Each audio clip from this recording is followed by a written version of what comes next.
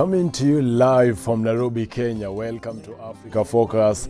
We bring you news from across the continent right here on Switch TV Kenya. My name is Joel Church and our sign language interpreter is Tracy Dorcas. Start interacting with us on our social media platforms at Switch TV Kenya, Joel Chacha M on Twitter, and as well on Facebook, Switch TV Kenya and Joel Chacha. Send in an SMS via 111 444 111. But first, here are stories making headlines.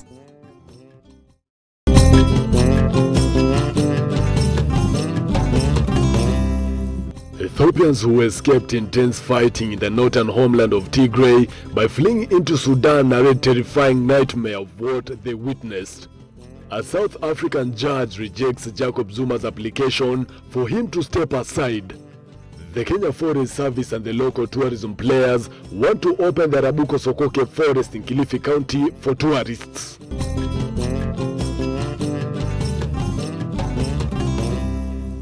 We begin in the corridors of justice. The head of a South African panel investigating rampant corruption during Jacob Zuma's time in power rejected an application by ex-president for him to step aside. Zuma, seeking an impartial judge, had demanded that Judge Raymond Zondo recuse himself, accusing him of bias, but Zondo threw out the application, resulting in Zuma walking out of the commission despite a legal summon.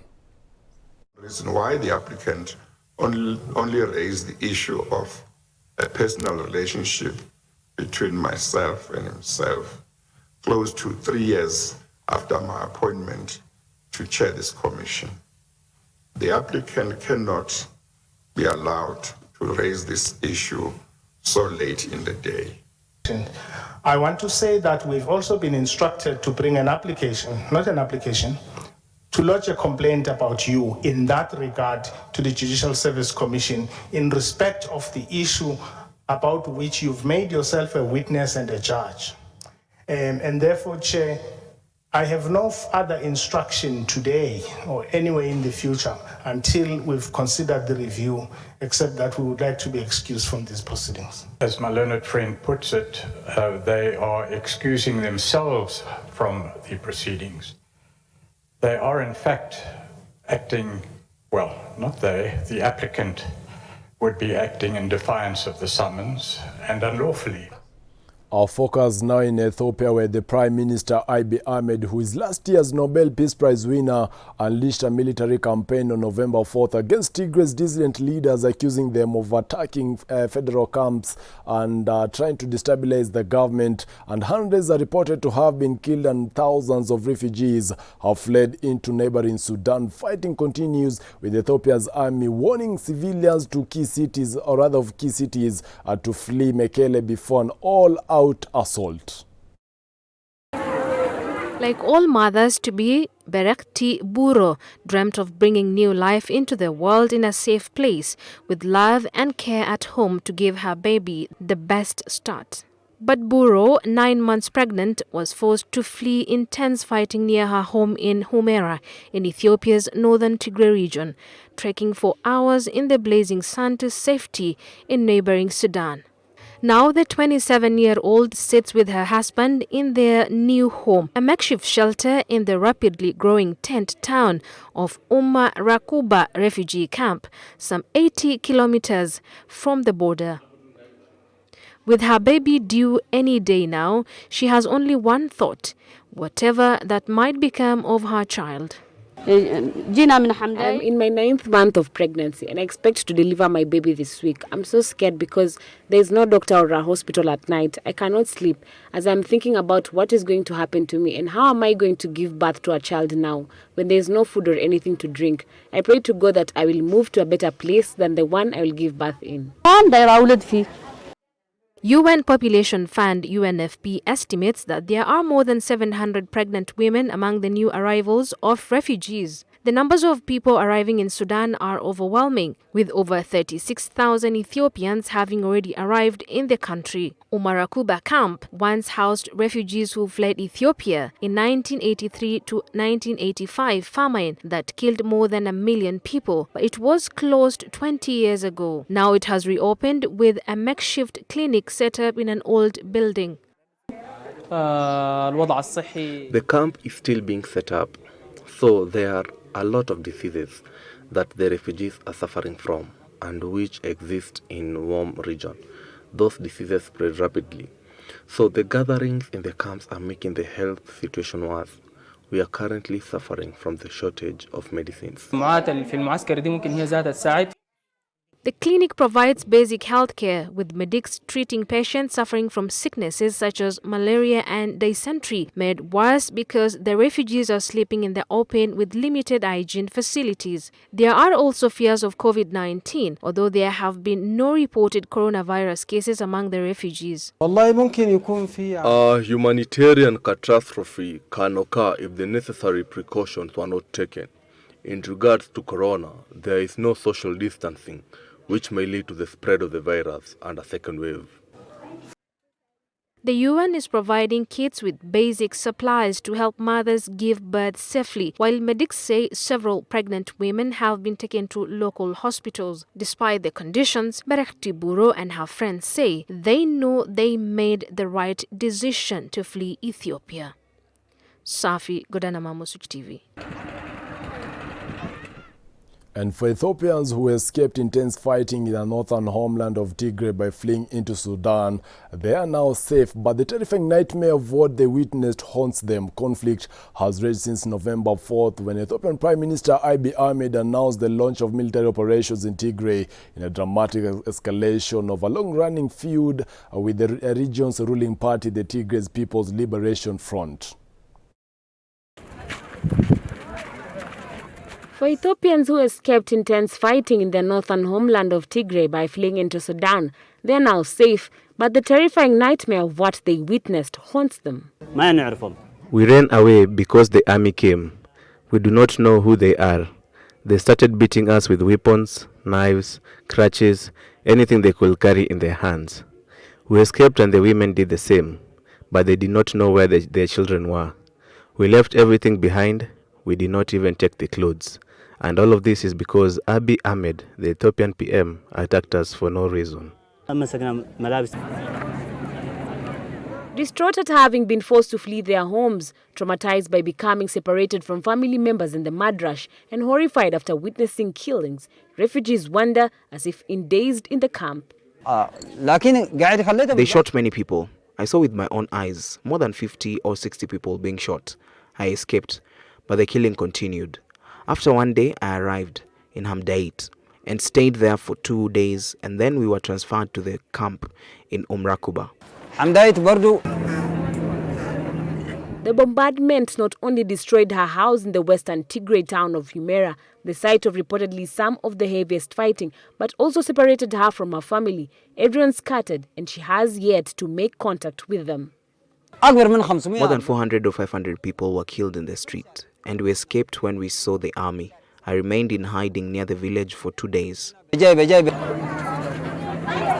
She has found some help at Umrakuba, 80 kilometers from the border, but conditions are spartan, with so far only basic emergency relief set up at the isolated camp. She stops other Ethiopians to tell them her story, but no one pays attention. Some have horrible stories to tell. The conflict has turned ethnic divides deadly. If you're Tigrayan and captured by government soldiers, you're in trouble. The right groups have also cited sources saying the killings were perpetrated by TPLF forces, while the UN warned of possible war crimes in Tigray, condemning reports of targeted attacks against civilians. But several refugees at the Sudanese camp said federal troops had committed atrocities.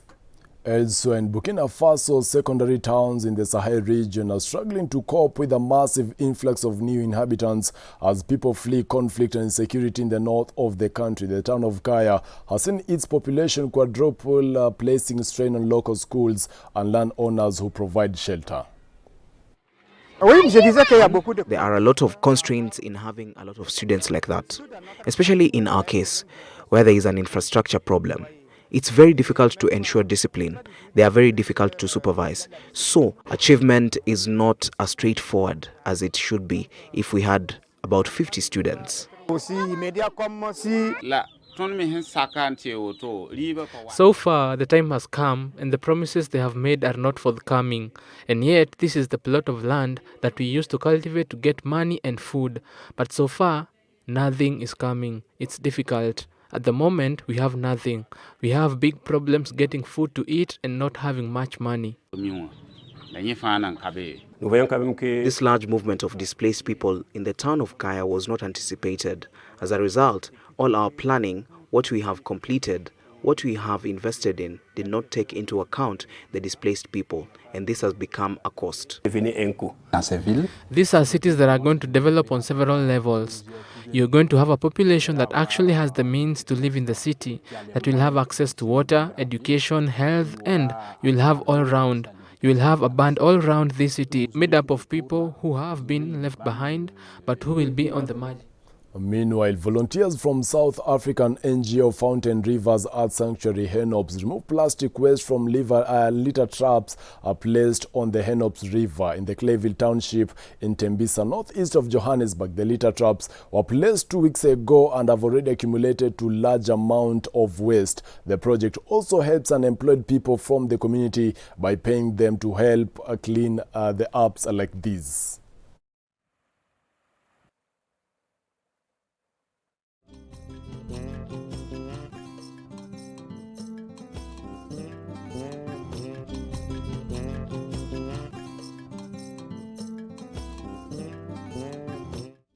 Rainy season to try and stop this huge avalanche. It seems like in the winter a lot of stuff gets informal dumps in the townships and stuff, so all of that stuff gets washed down in the rainy season. So it keeps on the whole summer, but I think the worst stuff is in the beginning, so we're trying to stop it here. So I think this project is quite an opportunity for the guys in the community, because some of us now it already created employment for us, and then at the same time these places, these plastics makes this environment very dirty, so that in such a way that it's a very dangerous environment to people. Shifting gears now to politics, early results from Burkina Faso's election showed incumbent President Roch Kabore holding a strong lead as opposition members of the Electoral Commission boycotted the process following accusations of fraud. The walls of Burkina Faso's capital, Ouagadougou, are smothered in posters as more than a dozen rivals try to win over voters ahead of Sunday's general election.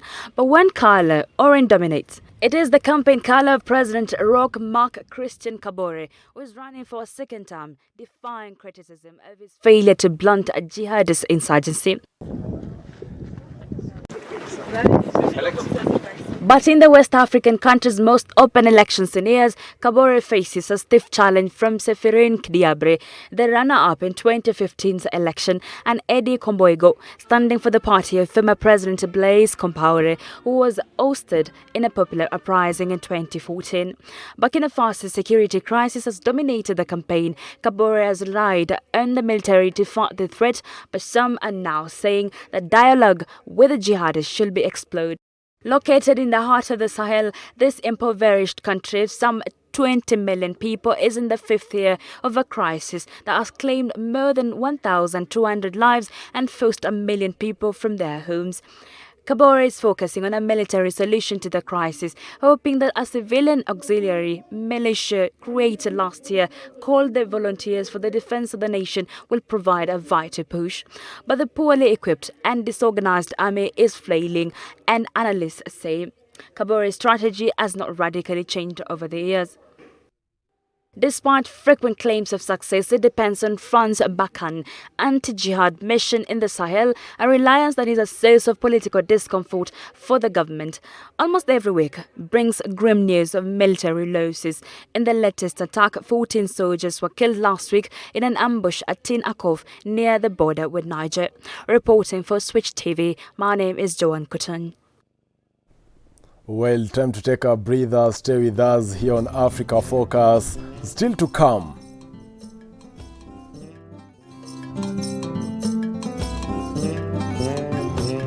We tell you how COVID-19 pandemic has made almost everything to be on a standstill, with communities not being able to access basic needs like clean water.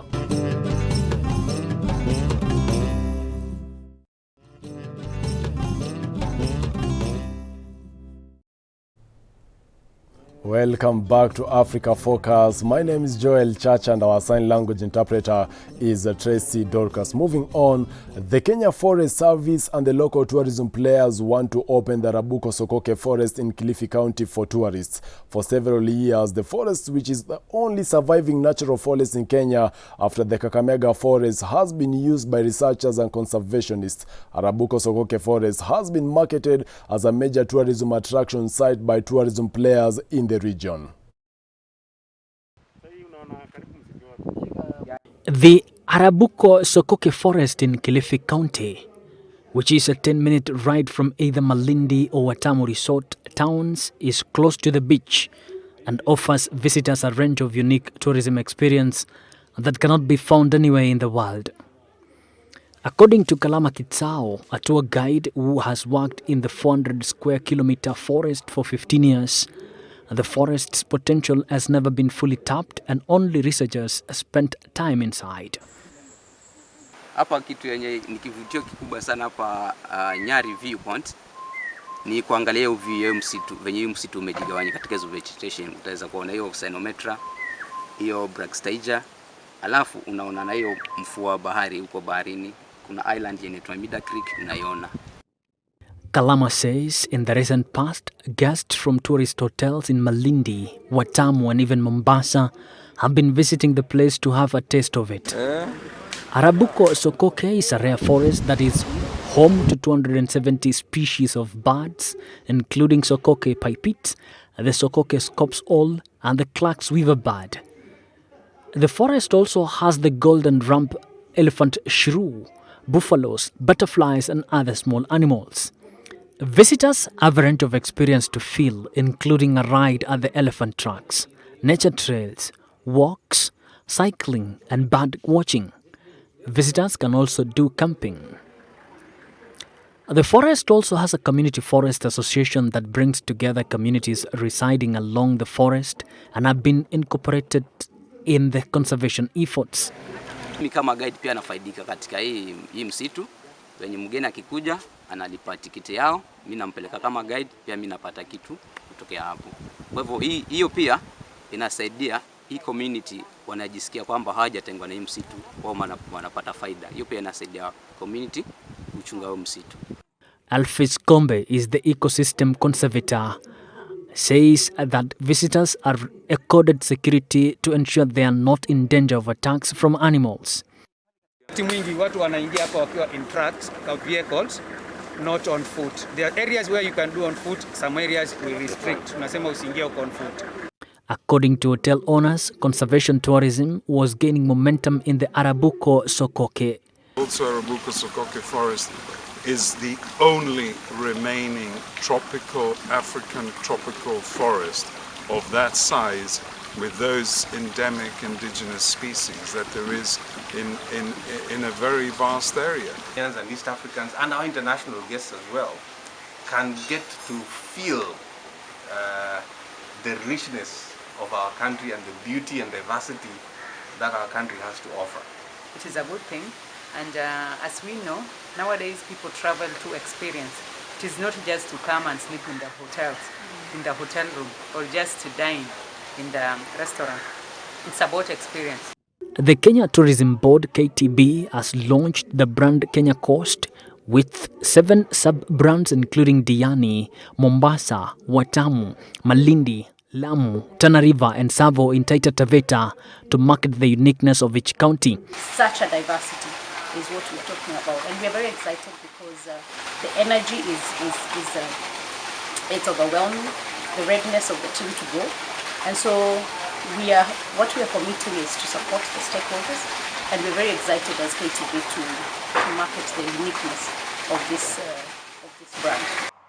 The entrance fee is paid to Kenya Forest Service at the forest gate at the Gede area near Watamu, and the fee ranges from 60 shillings to 900 shillings depending on the status of the visitors and also groups.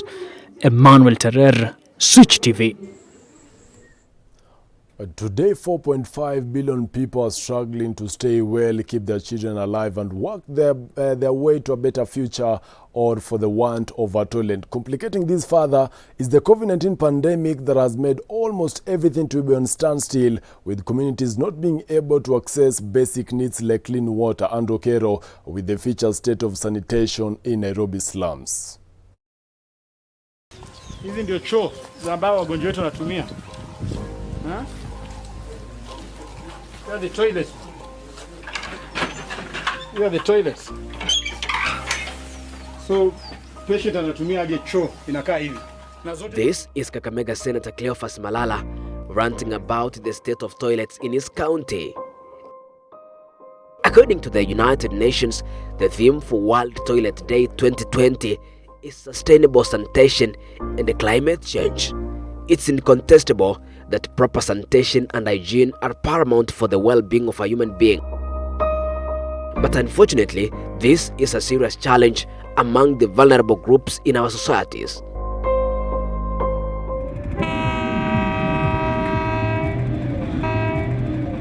This is Kibra in Nairobi, also considered Africa's largest city slum.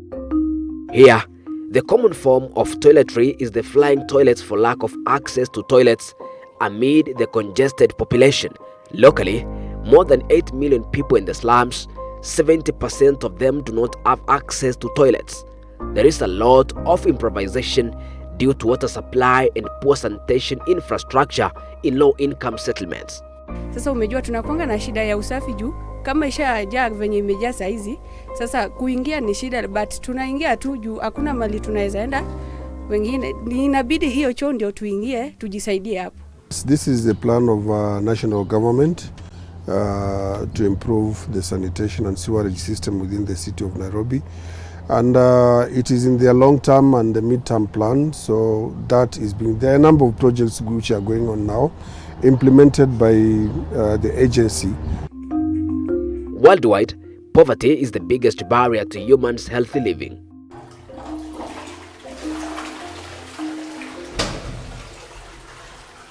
A toilet is not a mere toilet, but it's in fact lifesaver, dignity protector, and opportunity maker.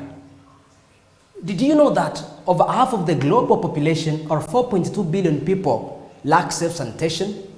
Statistics from the United Nations have indicated that 5.6 million people have no latrines at all and a defecate in the open. Poor people are predisposed to infectious diseases as they live in more congested and polluted environments characterized by lack of clean water supply and adequate sanitation. The few toilets in Kibra and other slums in Nairobi are scarcely situated, and dwellers have to pay to use when getting a meal a day is already a hassle for the majority. Paying to use a toilet is hardly an option for many, who would rather use unorthodox means to ease themselves, like in stagnant water, buckets, and later dumping in open sites and in flowing ditches. This poses a health hazard and increases the spread of waterborne diseases. Ugonjwa ya kipindupindu ikikuja inaathiri sana sisi wa mama na watoto. Hata ukiangalia wewe mwenyewe hospitali sana sana wale wako huko wengi ni watoto na wamama, si wanaume si sana sana. People have been buying, especially in former settlement, have been buying water very expensively, a lot of money. We are combating this together with the government. We are combating this issue of cartels. With the outbreak of COVID-19 pandemic, people have been sensitized to wash their hands regularly, using running water and soap, and observe social distancing. But that is just a mere dream for slum dwellers because of inadequate water supply. Poor sanitation in public toilets is contributing to the spread of COVID-19, especially in the slum areas where residents depend on public toilets. More than 100 people use one toilet in a day, and some are forced to urinate and defecate in the open due to long queues and lack of extra cash to pay. During asubuhi na jioni, wakati watu wamerudi kutoka job, hiyo ndio tunakuanga na watu wamepanga line. Sasa unapata watu wengine wako ndani, watu wengine bado wamepanga hapa, wanasubiri wale watoke ndio waingie. Si hata mimi saa zingine naokeanga hapa, saa zingine kama nimechelewa, naona hivi hakuna haja ya kungojea mtu atoke huko ndio nioke. Naokea hapa. Mtu akipita pore apite tu, mimi nimeshamaliza kuoka na ingia kwa nyumba. While Nairobi continues to register the highest number of COVID-19 cases in the country, its ability to adequately provide residents with water is questionable. Despite being the capital city, only 40% of Nairobians claim to have access to piped water in their homes. We ensure that if you are getting water 2 or 3 days in a week, we inform you in advance so that if we have enough storage, you store the water so that on the days that you are not getting water, you are still able to use what you have stored. In the recent past, climate change has altered the weather patterns to great extremes, resulting to long spells of drought and heavy rainfalls. Drought poses a risk of water shortage and in turn less water for sanitation. On the other hand, during heavy rainfalls, the water table rises and flood water mixes with sewer flowing freely to human settlements. As such, proper measures need to be put in place to mitigate the effects of drought and floods. Unaweza enda wiki kama 2 hivi choo imejaa. Sasa kulingana tunatoanga pesa ndio wavurute choo. Sasa umejua ina take time watu watoe pesa ndio wavurute hizo nini. Wanachukua muda juu hawezi kuja, lazima uende uwabook. It rains a lot, it becomes very difficult to control the water systems that goes to the public. While substantial progress has been made in increasing access to clean drinking water and sanitation, billions of people from rural areas and those living in the slums still lack these basic needs. Therefore, it's not all about closing the arguments, but opening minds for safer generation. Andrew Kero, Switch TV at Kibera Slums in Nairobi. Thank you so much, Andrew Kero, for that story. And let's hope the government will take measures, of course, to deal with that particular matter. Moving on, among the reeds growing along the riverbank of Bangui River, that is in the Central Republic, Africa's biggest river, fishermen have found grossly mutilated corpses wrapped in sackcloth. Such gruesome discoveries are not uncommon in the poor landlocked state, fueling all kinds of rumors. Were they the victims of ritual murders or revenge killings? But when corpses are fished out of the country's murky waterways, the Talimbi, nicknamed crocodile men, are often the prime suspects.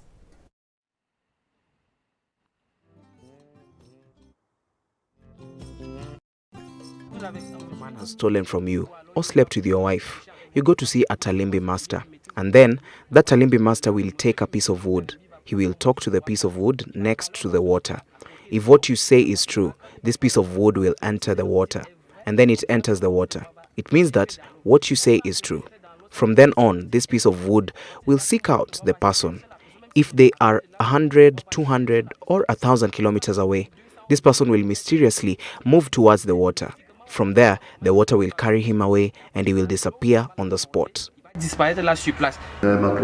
My fear is that this occult phenomenon, which is not based on science, can lead to other phenomena, which consist of killing people outside and then throwing them in water. Or it can simply be drowning. Someone who does not know how to swim and goes for a walk at the water's edge, the person can drown easily. That's all here on Africa Focus, but keep the conversation going on our social media platforms, Switch TV Kenya, Joel Chacha M on Twitter, and as well on Facebook, Switch TV Kenya and Joel Chacha. My director has been Miriam, my producer Nyakundi Kelvin, and my name is Joel Chacha, and our sign language interpreter was Tracy Dorcas. Until next time, do have yourself a great weekend.